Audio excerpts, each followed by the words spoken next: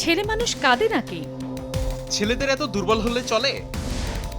তুমি পুরুষ মানুষ হও, সাহস দেখাও। ছেলে মানুষ মেয়েদের মতো কোমল হয় নাকি? তুমি পুরুষ মানুষ, সাহস দেখাও।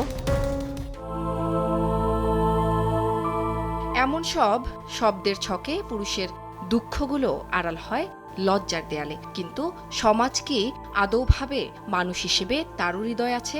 কখনো কখনো সেই কষ্টগুলোই চুপচাপ গলায় আটকে রূপ নিতে পারে ভয়ঙ্কর মানসিক অবসাদে। রিমেল কাজ করছেন বেসরকারি ব্যাংকের একজন কর্মী হিসেবে। তবে বিশ্ববিদ্যালয় জীবন শেষে একের পর এক চেষ্টা করেও পাচ্ছিলেন না কাঙ্ক্ষিত চাকরির দেখা।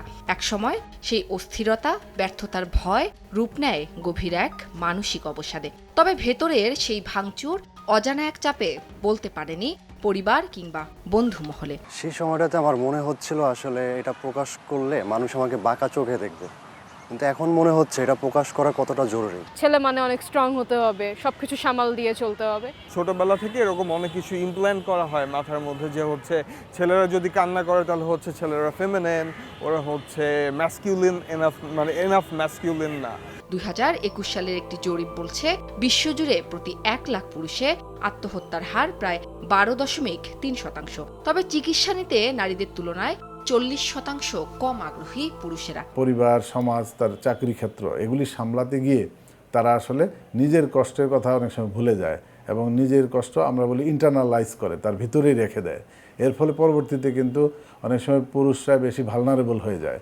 অন্যদিকে ঝুঁকিতে রয়েছেন বয়স্ক পুরুষেরাও। গবেষণা বলছে বয়স বাড়ার সঙ্গে সঙ্গে কর্মজীবন, সামাজিক সম্পর্ক ও সঙ্গ হারিয়ে ফেলার কারণে প্রায় 55% মধ্যে দেখা যায় বিষণ্ণতার লক্ষণ।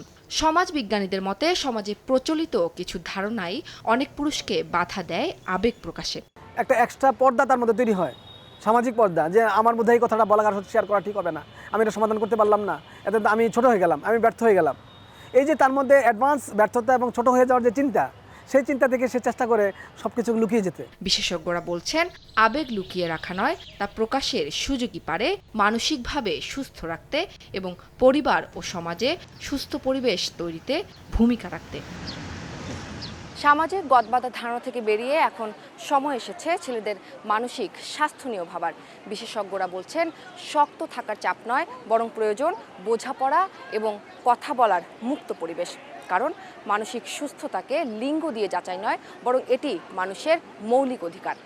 উম্মে হানি, সময় সংবাদ, ঢাকা।